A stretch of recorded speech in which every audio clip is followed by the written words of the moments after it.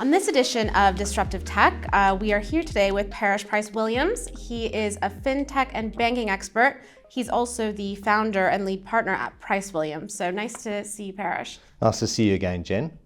Let's start off. Can you tell us about your experience in the fintech space and PryceWilliams as well?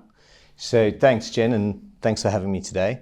Firstly, a bit about myself. As you mentioned, I founded PryceWilliams, which is a specialist consultancy, and we focus on project delivery for our clients, mainly in the asset management and private banking space. Previously, I ran a technology startup and also spent some time with PricewaterhouseCoopers in their banking and capital markets practice. I'm also, for my sins, a qualified chartered accountant, so a very interesting individual.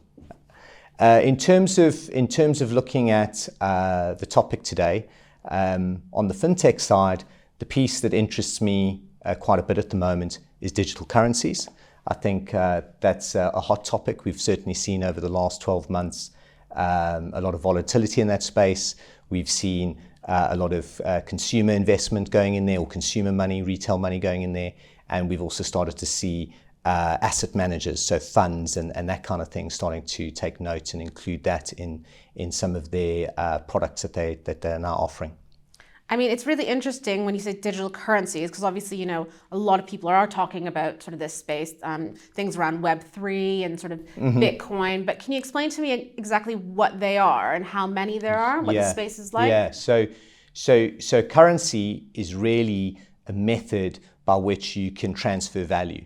So that could be paper money, that could be via your bank card, anything of that nature. So if we went back a few hundred years and let's say you farmed chickens and I was, let's say I did, I don't know, hay as an example, I'd have to have the exact number of hay bales you wanted for the number of chickens you had. Now what currencies allow us to do is to go, well, actually, I only want one chicken, you might have 10, I only want one. I can give you money for that one, or currency for that one, and then you can go on to sell the others. So what currencies allowed was for more transactions to take place. There didn't have to be an exact requirement between two individuals to do so. What that then led to was third-party verification. So in other words, if a transaction was taking place and we weren't both there at the same time to validate it, we might need to go through a bank or use a card or a check or something like that. And if you did that, you would then need the bank to say, well, Parrish does have the money, Jen, you can give him the goods. And then they would put that money in your account. Digital currencies, there's around about 10,000 of them. Coinbase, which is a marketplace where you can trade in digital currencies, buy and sell them, and invest in them if you like, and that kind of thing, or have a wallet, a digital wallet, they only offer 150. So what does that mean? Well, there's 10,000 currencies out there. Do they all work and function and operate in the way that you'd expect a currency to? I don't know, but clearly Coinbase think there's only 150 that are sort of, let's say, worth being involved in or looking at or considering, and so on. So you mentioned Bitcoin, the sort of the top, that's by market size and the number of transactions and value. Bitcoin is clearly the most popular. It's also the one that's gaining traction with investors and fund managers including. The other one is Ethereum. So that they run something called Ether, so that's their digital currency. Again, what's really interesting in that space is their underlying technology that they utilize. So both of them use something called blockchain or decentralized ledger technology. So I've brought you an example of how blockchain technology works. And what I've done today is I've brought some Lego to try and explain that. So if you just grab that one for me.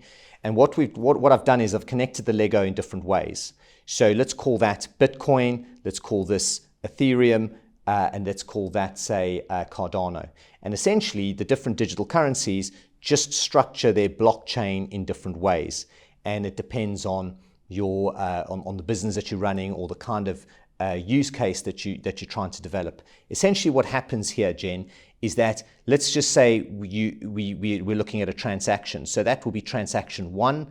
Let's say you then sell your Bitcoin to me, then that's transaction 2. So now I'm the owner of that Bitcoin. I might use that to buy a pair of trainers, and then that goes to the trainer company over there. The trainer company then wants to pay a supplier, and that's recorded. So that's that blockchain. So who is the owner of that Bitcoin through the life of that Bitcoin? That's what's recorded in each of these particular blocks of data. But that's what essentially digital currencies are. They've built on this blockchain technology that just continues to grow and grow and grow. And it takes out, the key point is that the digital currencies do against, say, normal currencies as we know today, it takes out the third party. So it takes out the bank. We can just transact peer-to-peer.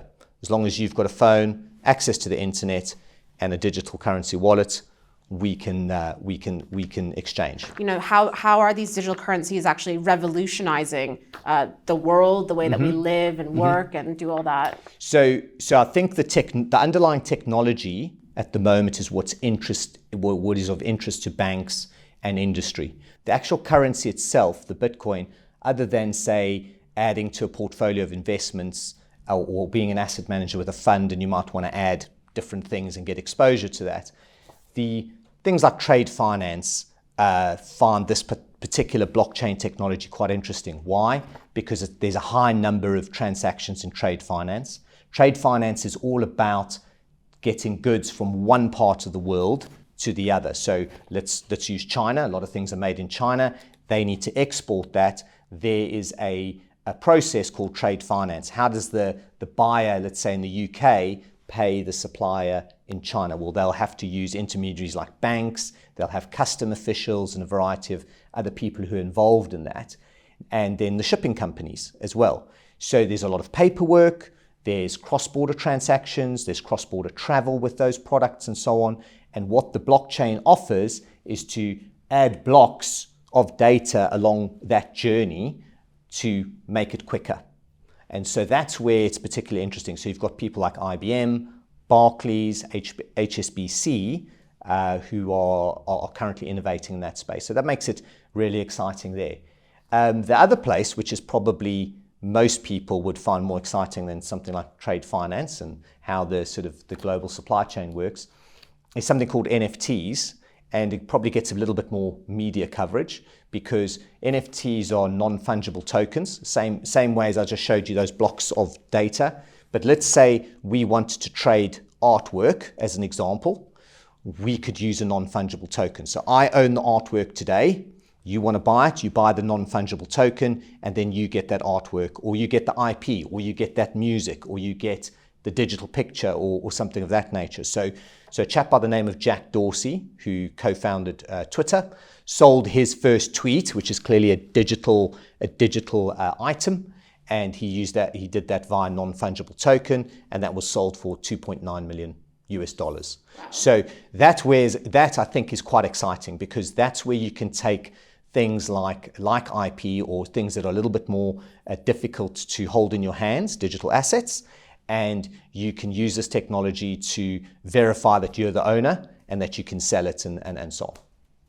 Yeah, the NFT space is something that I think is really interesting. Obviously, there's a lot of sort of hype around it. Yeah. A lot of like celebrities getting involved. Yeah. But I do think it does have the potential to sort of change the way that people sort of create things or sort of commodify the things that they create, I guess. Yeah, I think if you think about creating your own content, whether that's music or artwork or something of that nature, let's use that as an example, or media, right? The thing that are there where it's going to make it potentially a little bit easier is for the creator to sell that quicker to whoever wants to buy it. At the moment, you generally have to go through an intermediary. So we spoke about banks being the intermediary, and a lot of people are talking about how banks will maybe change or fall away. I don't think that's quite where this is going to take us. I think what it's going to do is it's going to take us, like you say, in the NFT space, where if you're an artist, let's use Banksy as an example, right?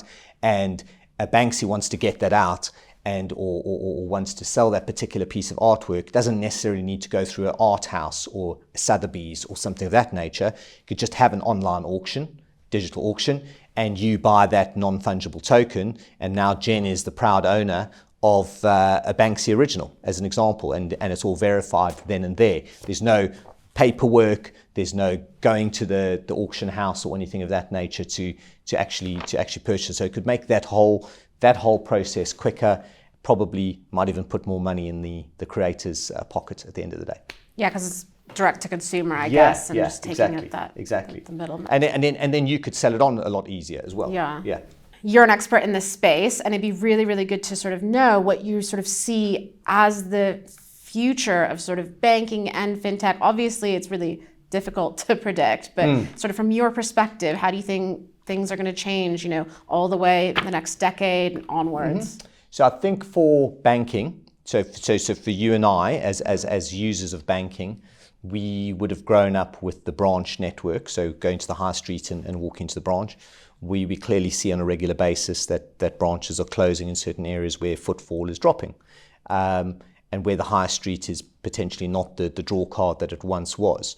What we're definitely seeing there is that banks are pulling the sort of bricks and mortar branch model. So the same thing that we're seeing in the online retail space with the likes of Amazon or Tesco or anyone like that, really pushing their online presence and pushing the sort of direct to consumer through apps and websites and that kind of stuff.